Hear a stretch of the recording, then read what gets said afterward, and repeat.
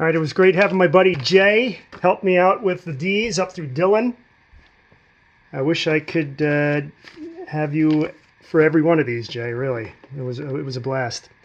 All right, continuing now into the E's with the Eagles. First Eagles album.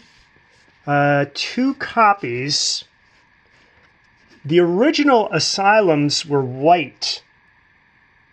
The original Asylum labels were white. And then the later ones were these blue ones with the clouds, blue sky and white clouds. Desperado. It's got a textured cover. It feels almost like canvas. Same thing with On the Border. Actually, all 3 of these albums, On the Border and One of These Nights, has this texture to it. And actually, this is all raised up. Reissues are smooth and glossy, but the originals have a nice texture to them. One of the biggest selling albums of all time, greatest hits. I got 2 copies of Hotel Cal. This one's signed by Joe Walsh from when I worked at K-Rock. And I have to explain this. This looks like it also says Joe Walsh. His bass player at the time was Rick Rojas. Rick, the bass player, Rojas. Rick grabbed the album and tried to forge Joe Walsh's name. And then Joe took it and signed it. One of my best, most prized autographs, Joe Walsh. The Long Run, Eagles Live, Greatest Hits Volume 2.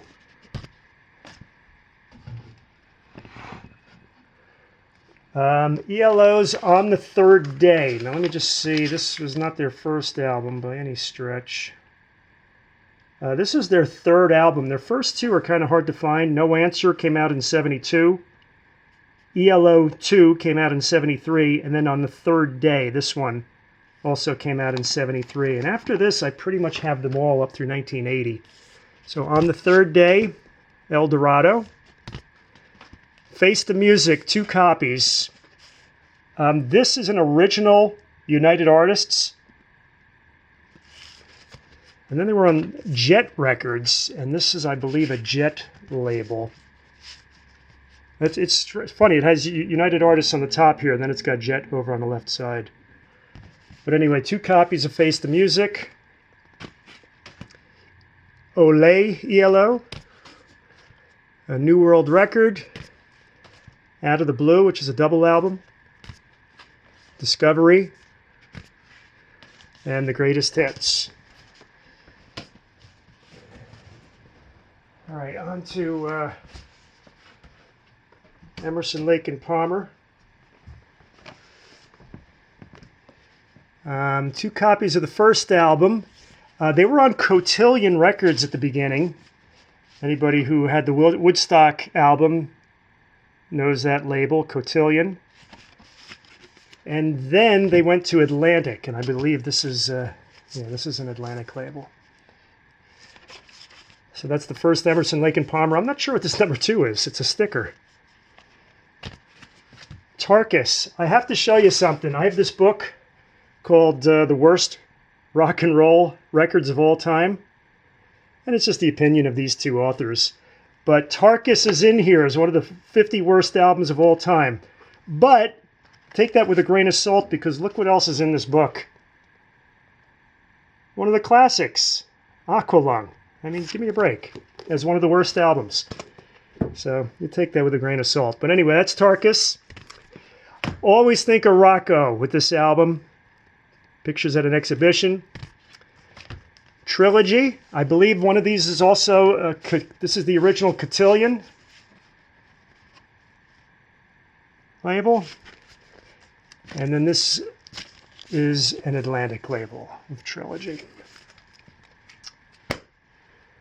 This has got a great cover. Brain Salad opens up like that. Very cool cover. Welcome back, my friends. I have 2 copies. You gotta love when you open it up 3 ways, hang on here, then it looks like that. Very Spinal Tap like. Works this is where they started drifting a little bit for most people. Works Volume 2. This is a live album called In Concert, which came out in 1979. And then the Best Of and Love Beach. Jay, you might be appalled. You were appalled by that Glenn Frey cover. You might be appalled by this one too. Love Beach came out in 78. So actually, these are out of order, aren't they? A little bit out of order. John Entwistle solo. To me, John Entwistle is like George Harrison in that George Harrison had to compete against Lennon and McCartney, and he still wrote some really, really good songs. And I feel the same way about Entwistle. Pete Townsend was a genius. Entwistle maybe got 1 song per album, just like Harrison. But I always liked John Entwistle's stuff, and Fred always agrees with me on that. So his solo albums, he put out 4 solo albums in the 70s, and these are those 4. Smash Your Head, which is excellent. Whistle Rhymes. Rigor Mortis Sets In. The cover's a little beat up. And Mad Dog. I didn't get that too long ago, Mad Dog. And this is an 80s album, Too Late the Hero. Joe Walsh is on this one, by the way. Actually, Joe Walsh is even on the back cover. And it almost looks like John Belushi, doesn't it? But I think that's the Joe Vitale. The Faces. I only have 1 Faces album called Long Player. Kind of cool in that the cover is open in the middle. So you see the label itself. Donald Fagen, The Nightfly. Mark Farner solo album, No Frills. He had got this relatively recently. A guy was asking $20 for it. I think I got it for 10. Fat Mattress, which was the band that Noel Redding went after he quit the Jimi Hendrix Experience. Jose Feliciano. Jay Ferguson did the song Thunder Island. And The Fifth Dimension. I actually just got a couple of other Fifth Dimension albums, which I should have put in here, but I haven't cleaned them up yet. Fifth Dimension Greatest Hits, 2 copies. Age of Aquarius, which is also a compilation. And that's it. Fleetwood Mac. I'm missing a couple of their real early albums. English Rose is a compilation. Came out in 1969.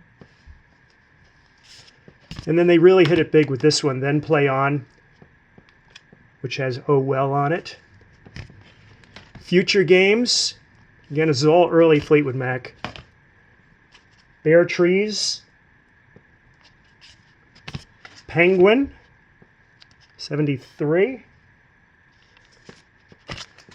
Mystery to Me. Talk about a weird cover. That's I'm not quite sure what that cover is supposed to be. Almost looks like Tarkus. Reminds me of Tarkus. Heroes Are Hard to Find, with a little bit of sticker damage. And of course, when Lindsay and Stevie came into the band, this is the 75 album, self-titled. 2 copies of Rumors. I believe this is an original. It's still in cellophane. It's got the palm trees and clouds and blue sky. And then this one is a later 80s pressing. Tusk, love Tusk. live album. Mirage from '82. Whoops. This is a Fleetwood Mac live in Boston. This is an album that came out in the '80s, but it was recorded, I think, like 1970 or something like that. Tango in the Night, they had such a big comeback with this one, and I really need to get a better copy because there's a slit on it on the side, and the spine is in rough shape. So I need to get a better copy of that. Flint. These are the guys after Grand Funk Railroad broke up. Mark Farner went solo, and the other three guys called themselves Flint, out of Flint, Michigan, which is where the band was from.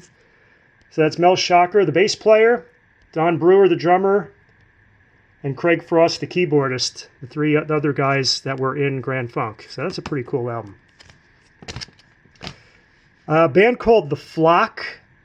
I don't know this album at all, honestly, but I see it all the time at record shows. I mean, this must have sold a lot. The album is in terrible, terrible shape, the cover.